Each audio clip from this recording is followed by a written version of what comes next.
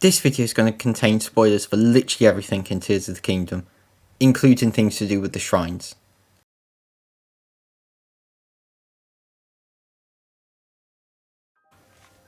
So, The Legend of Zelda Tears of the Kingdom has now officially been released to incredibly high critical acclaim.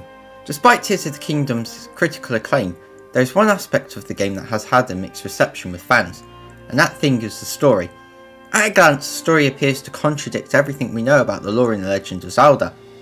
So most people are now considering Breath of the Wild and Tears of the Kingdom to be their own separate canon from the main series.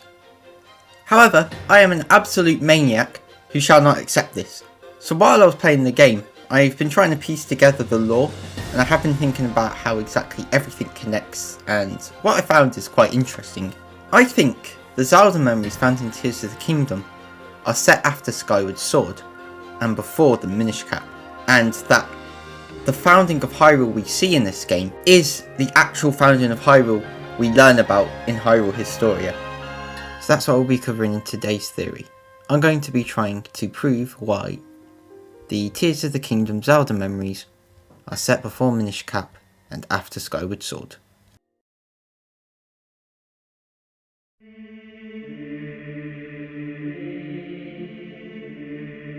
In Twilight Princess, one of the coolest dungeons in the game is the Temple of Time. It's just one big reference to Ocarina of Time. In this dungeon, Link must ascend up the Temple of Time in a large section that we've never seen before. The Temple of Time is absolutely covered with ancient technology, including the Armos and, more interestingly, the Dominion Rod. The Dominion Rod is a strange item that controls statues with the green light. Statues that are very similar to Armos. Furthermore, one type of statue the Dominion Rod can control are the owl statues that are not only found in the entrance of the temple, but also are all around Hyrule. One of these statues can be found guarding the entrance to the room that stores the cannon that shoots Link up to the City in the Sky. The City in the Sky is the mostly abandoned home of the ancient race of Sky People. The assumption is that the Sky People are the Oka, but there's some issues with this. Firstly, I believe the Japanese version does not specify that only the Oka lived here, and that it was an unnamed race of Sky People. Furthermore, the Oka have no arms and are incredibly small, so how the hell would they be able to build everything we see in the sky? Well, they obviously didn't build it at all. Instead, I believe that they once lived in the sky with another race. A race of people who we'll be calling the Sky People for now. In Twilight Princess, Shad tells us that the Sky People are said to be closer to the gods than even the Hylians, and according to Shad, they are even said to be the ones who founded Hyrule. What do we learn about the Zonai in Tears of the Kingdom? They are a race that came down from the skies, who are said to be incredibly close to the gods, and they are very technologically advanced. Their technology has a green energy flow through it. They are also nearly extinct, and are the ones who founded the Kingdom of Hyrule. I think the Zelda team have finally answered this incredibly old question. The Zonai are the ancient Sky People in Twilight Princess.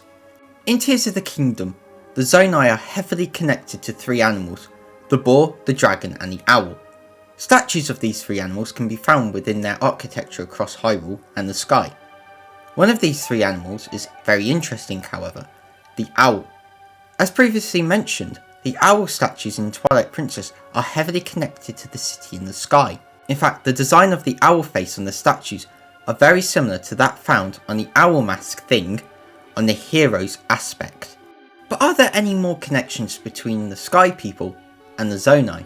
Do the Zonai in Tears of the Kingdom have anything to do with the Temple of Time, for example? Well, they do. In Tears of the Kingdom, on the Great Sky Island itself, we see a new, never before seen Temple of Time, which we can assume is meant to be the original temple before a newer one, the one we see in Ocarina of Time, was built. In some of the memories, we see that the Zonai Temple of Time is located in pretty much the exact same place as the Breath of the Wild Temple of Time, maybe a little bit closer to the edge, but it's in the right area. Due to this, we can assume that the original Temple of Time, the one we knew from older Zelda games, was built over the place of this Zonai one after it was ascended into the air. Now here's where it gets interesting. We learn in Breath of the Wild that the Great Plateau and the Temple of Time are in fact the birthplace of the Kingdom of Hyrule. This is literally the origin point of the entire kingdom. This means that the temple was likely not there before Rauru came along and founded the kingdom. The Zonai temple could well possibly be built by the Rauru in Tears of the Kingdom. Now, there's something interesting with what I've just said. I've deduced that Rauru likely built the Temple of Time we see in Tears of the Kingdom, but isn't there another character who was meant to have built the Temple of Time? We've always assumed that Rauru from Tears of the Kingdom is a completely new character, one that we've never seen before, and that he simply shares the same name with Rauru from Ocarina of Time. But if you really think about it, what if Rauru from Ocarina of Time and Zonai Rauru are one and the same? Now this theory is going to get even more crazy and complicated, so before I go any further, I do want to say that the chances of this being true are very low. But you know what, let's just do it. So we learn in the Hyrule Historia, and I know some things in there are slightly inaccurate, but some things are true, so let's just take this next bit as you will. We learn that Rauru from Ocarina of Time was the one to build the Temple of Time to seal the entrance to the Sacred Realm. Following the construction of the temple, the next event literally listed on the timeline is the birth of Hyrule. This would match up with the timeline we see in Tears of the Kingdom. The Great Plateau and by extension the Zonai Temple of Time are the birthplace of Hyrule. Due to this, we can assume after they were built, probably by Zonai Rauru, the Kingdom of Hyrule was born from it. Furthermore, in the Ocarina of Time lore, we also learn that after Rauru built the Temple of Time, he immediately became the Sage of Light. We know that after Rauru founded the Kingdom of Hyrule, he becomes the Sage of Light. But is there any more evidence to prove that Rauru from Tears of the Kingdom is the exact same Rauru from Ocarina of Time? Well, there actually is. If we go back to Twilight Princess, the Temple of Time in that game is assumed to be the one we found in Ocarina of Time. However, the temple itself is a lot larger and is filled with technology of the Sky People. We've already established that the Sky People and the Zonai are one and the same, so already we see a connection between Ocarina of Time Rauru and the Zonai Rauru in Twilight Princess. But it goes further than that. One of the biggest mysteries in the game is the Snow Peak Ruins, a mansion left abandoned. For years we have tried to solve the mystery of the dungeon, but we've never received concrete answers. Until possibly now. The Snow Peak Ruins have several paintings on its walls. One painting contains an image of a man who looks nearly identical to Rauru. This one painting connects him to this location. But why is the Snow Peak Ruins significant in proving that Ocarina Rauru and Zonai Rauru are one and the same? Well, you see, the Snow Peak Ruins also includes a photograph of a very familiar place. The City in the Sky, which of course is connected to the Zonai. Furthermore, in the Snow Peak Ruins, there's another piece of evidence that is likely a coincidence, but I just want to bring it up quickly.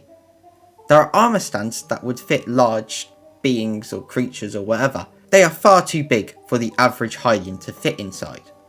However, we see in Tears of the Kingdom that the Zonai are an incredibly tall race of people.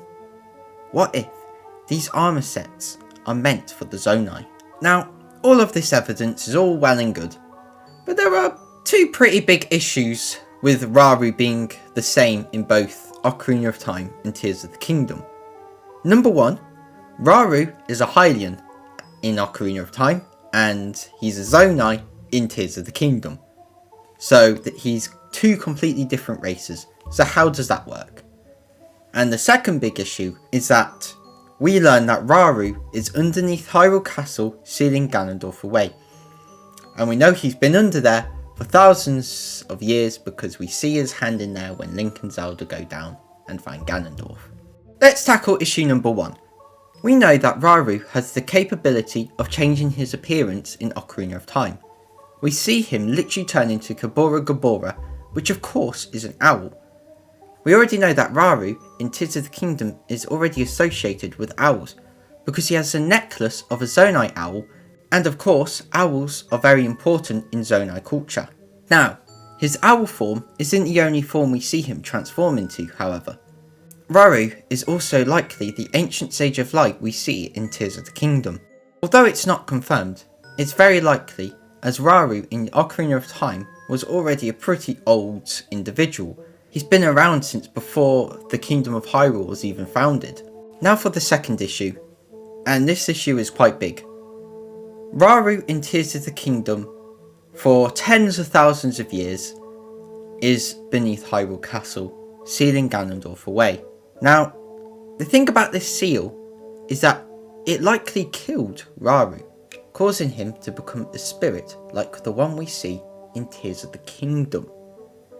Now, in Ocarina of Time, we have been theorising for years that Rauru is dead. Now, the reasons for this is that he stays in the Temple of Time, he would be incredibly old, having lived before since the kingdom was even formed. And what we also know is that he has the ability to project a form of himself to other places. He does this with Kabora Gabora. So what if he can still wander the world of Hyrule as a spirit, casting a projection of himself to other places, while still sealing Ganondorf away under Hyrule Castle? Okay, now that we've got those two issues out of the way, let's talk about his motivation for wanting to appear as a Hylian to Link in Ocarina of Time. So the real world reason is that the Zonai did not exist when Ocarina of Time was made. So that is the real world reason, but that's the boring reason. Let's go into the fun reason, the lore reason as to why Rauru would want to change his form. So Rauru is a part of an ancient race of people. The hero of time, after waking up from a 7 long year slumber, would probably react in an absolute terrified fashion upon seeing a walking goat man thing with a third eye on top of his head. It'd probably be easier just to stay in a form that more resembles a Hylian. So let's quickly summarise what we've covered so far. The Sky People from Twilight Princess and the Zonai are one and the same. We know this because of similar lore that surrounds both. We've also learnt that the Oot Rauru and Tears of the Kingdom Rauru could be one and the same, because of some pretty coincidental connections. Due to all of this, I'd say it's pretty safe to assume that the memories in Tears of the Kingdom take place after Skyward Sword and before the Minish Cap, during the time Hyrule was established, as originally showcased in Hyrule Historia. If you want to know how far back before Ocarina of Time this all occurred, I'd say around 400 years. In the cutscene where Ganondorf bends the knee, there are 2 Gerudo women wearing masks who look near identical to one another, except for 2 differences. One of their clothes features more blue on it, and the other features red. At first this may seem like a stylistic choice to differentiate these 2 characters.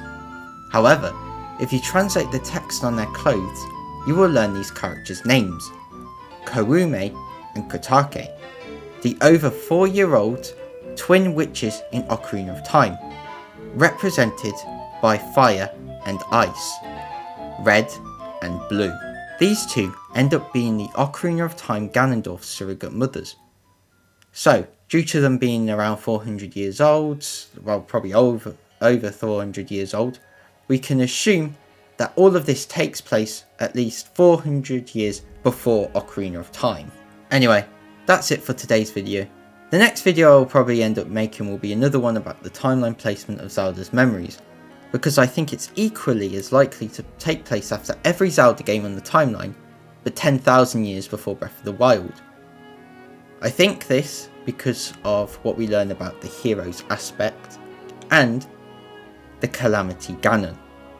But until then, thanks for watching and I'll see you next time. Goodbye.